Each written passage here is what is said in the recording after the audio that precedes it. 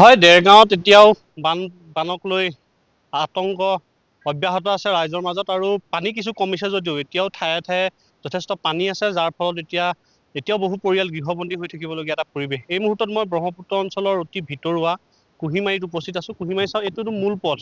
মূল পথটোত এতিয়াও এনেধৰণৰ পানী আৰু পানীৰ মাজতে এতিয়াও এইফালে যদি চাই আপুনি বহু পৰিয়াল এতিয়াও আবদ্ধ হৈ আছে। এইসমূহ পৰিয়ালে এনে চাওক কি ধৰণৰ এটা নাজল নাথল অৱস্থা। কেওফালে এই যিটো মূল পথটো ইয়াতে প্ৰায় এডিঙি পৰ্যন্ত পানী হৈছিল, কিন্তু এতিয়া যথেষ্ট পানী শুকাইছে আৰু এই ঘৰবোৰ এতিয়া ঘৰৰ ভিতৰৰ পৰা পানীবোৰ ওলাইছে যদিও কিন্তু তেওঁলোকৰ নাজল নাথল অৱস্থা কেওফালে।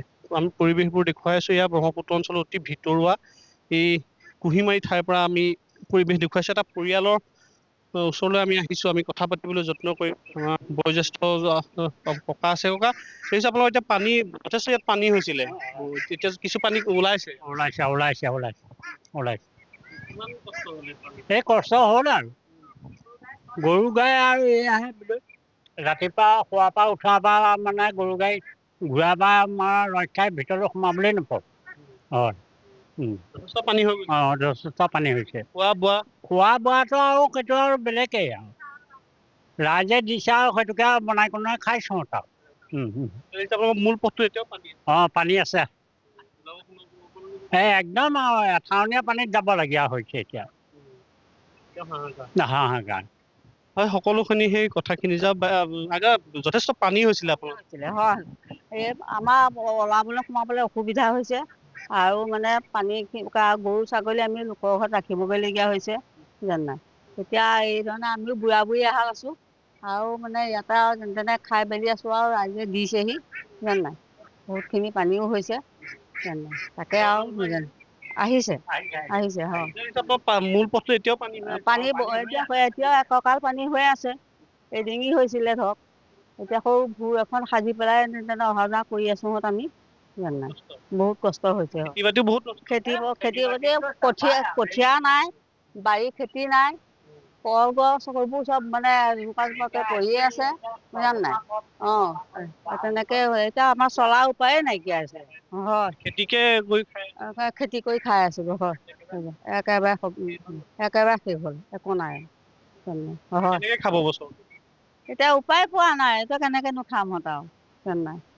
এতিয়াও কিনো কৰিমহঁত, এতিয়া উপায়ে নাই এখন, সহযোগ কৰিব লাগিব, তাকে আৰু কি কৰে। হয়, আন এগৰাকী আছে কথা আপোনাৰ ঘৰখনো দেখিছো, আপোনাৰ সম্পূৰ্ণ পানী সোমাই গৈছিলে। এতিয়াও দেখিছো গোটেই বোকা। তাকে এতিয়া এয়া গৰু ছাগলী লোকৰ তাতে ৰাখিবলগীয়া হৈছে। এতিয়া আমি মানুহ তিনিজনী মাইকী মানুহ, মতা মানুহ বুলিবলে নায়েই। তাকে এতিয়া গৰু ছাগলী সেয়া লোকৰ তাতে কৰিবলগীয়া হৈছে। এয়া চৰকাৰে দুই এটা দিছে আৰু ইয়াকে খাই মেলি আছো আৰু। ঘৰৰ ভিতৰতো বোকা, দোকান বজাৰ কৰিবলৈও উপায় বিধি নাই। তাৰ মাজত বা সহায় কৰিছেহি আৰু এই গাঁৱৰ মানুহেও সহায় কৰিছেহি। যেনে তেনে চৰকাৰেও কৰিছেহি, কালি দিছেহি, দিয়ে আছে বাৰু দুকুটা দিলেহি।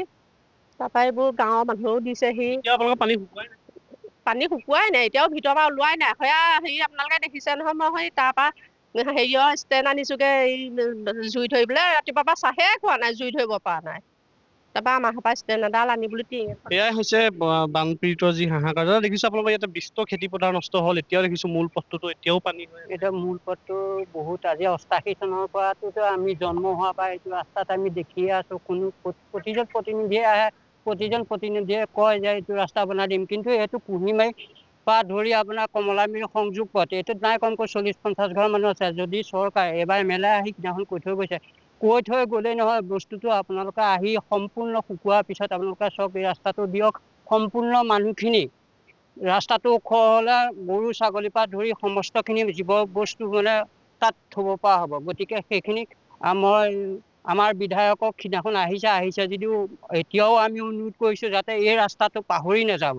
যেনে তেনে হলেও আমাৰ এই ৰাস্তাটো কামটা কৰি দিয়ক। আমাক অইন নালাগে, আমাৰ ৰাস্তাকণ হলেই গৰু ছাগলীৰ পৰা ধৰি মানুহ দুনুহখিনি আমাৰ মানে দোকান বজাৰ কৰিব পৰা খিনি আমাৰ সুবিধা কৰি দিয়ক। কিমান দিন লাগিব ৰাস্তাটো শুকালে ঠিকে নাই। এইটো ঠিক নাই আৰু এয়া দেখিছে আপোনালোক আহিছে, একঁকাল একঁকাল পানী হৈছে। ঠায়ে ঠায়ে একঁকাল মাজত মেটেকা ভিৰ। গোটেই মেটেকা দি এইটো সম্পূৰ্ণ কমলাবাৰী ৰাস্তাটোলৈ ওলাবগে নোৱাৰে এতিয়া। নাও লৈ গলেও যাব নোৱাৰে। সিদিনাখন এমেলা আহিছে যদিও সেইটো ৰাস্তাত যাব নোৱাৰিলে, এইফালে পথাৰেদি গৈছে। গতিকে এয়া হৈছে বানপীড়িত যি হাহাকাৰ অৱস্থা। আৰু আন এগৰাকী স্থানীয় লোক আছে দেখিছোঁ, আপুনিও এতিয়া মূল আপুনি মূলটোত আছে, এতিয়া দেখিছোঁ আপোনালোকৰ এতিয়াও বহুত পানী, আপোনালোকৰ এইফালেও দেখিছোঁ বহুত পানী হৈ আছে। বহুত পানী প্ৰায় এবুকুৰ ওপৰত আছে। মোৰ ঘৰ সেয়া অকণমান আগতে আমি MLA ছাৰক আমি বাৰম্বাৰ কৈ আছোঁ। মোৰ 85 চনৰ পৰা সেইজনৰ লগত মোৰ চিনাকি, আমাৰ মৃদুলদত্ত ছাৰৰ লগত। তেতিয়াৰ পৰা মই যোগাযোগ কৰি আছোঁ, কিন্তু বাকী যিমানখিনি প্ৰতিনিধি আহি গ'ল প্ৰতিবাৰেই কয় আমুক এইবাৰ আমি ধৰি দিম, এইবাৰ ধৰি দিম, কিন্তু কোনো কাৰ্যকৰী এতিয়ালৈকে হোৱা নাই। আপোনালোকৰ পথটোৰ কাৰণে ডাঙৰ সমস্যা। আমাৰ এটা কথা, আমাক ঘৰুৱাকৈ একো নিদিলেও আমাক যদি ৰাজপথটো অকণমান ওখ কৰি দিয়ে, তেতিয়াহ'লে আমাৰ গৰু গাই পৰা সমস্তখিনি আমাৰ সুবিধা হ'ব, আৰু বাকী আমাৰ দোকান বজাৰ কৰিবলৈ সুবিধা হ'ব। এতিয়া মোৰ ঘৰ সৰুটো চাওক, এতিয়া একো ব্যৱস্থা নাই দোকানলৈ ওলাই যাবলৈ, দোকান চোকান কৰিবলৈ। এতিয়া চৰকাৰী সাহাৰ্য আমাৰ দুকটা মৃদুল ছাৰৰ নেতৃত্বত আহিল, কালিও একোটা আহিছে, আগৰো একোটা আহিছে, দিছে, নিদিয়াকৈও থকা নাই। আৰু আমাৰ যিখিনি ধৰক সংগীসকল আছে গাঁৱৰ ফালে, যিখিনি মানে বানে নোপোৱা, সেইখিনিও আমাক যথেষ্ট সহায় কৰিছেহি। সেইখিনি নোপোৱা হ'লে আপোনালোকৰ একেবাৰে সেইখিনি নোপোৱা হ'লে আমাৰ হ'ব না, কাৰণ 6 কেজি চাউল আমি এই 9টা 8টা মানুহে আমি কেইদিন খাম। গতিকে কালিও সেই 6 কেজি দিছে, দাইল 900 গ্ৰাম দিছে, এনেধৰণে আহি পেলাই গৰু দানাও যথেষ্ট দিছে, দুবাৰকৈ দিছে। কালি আমি প্ৰায় এতিয়া আপোনালোকৰ মূল পথটো বনাই দিব লাগে। মূল পথটো আমাৰ মূল পথটো আমাৰ 1 নম্বৰ কথা। এয়া হৈছে বানপীড়িত হাহাকাৰ। ধন্যবাদ জ্ঞাপন কৰিছোঁ আপোনাক এই মুহূৰ্তত মিৰুস্মন্ত বৰুৱা।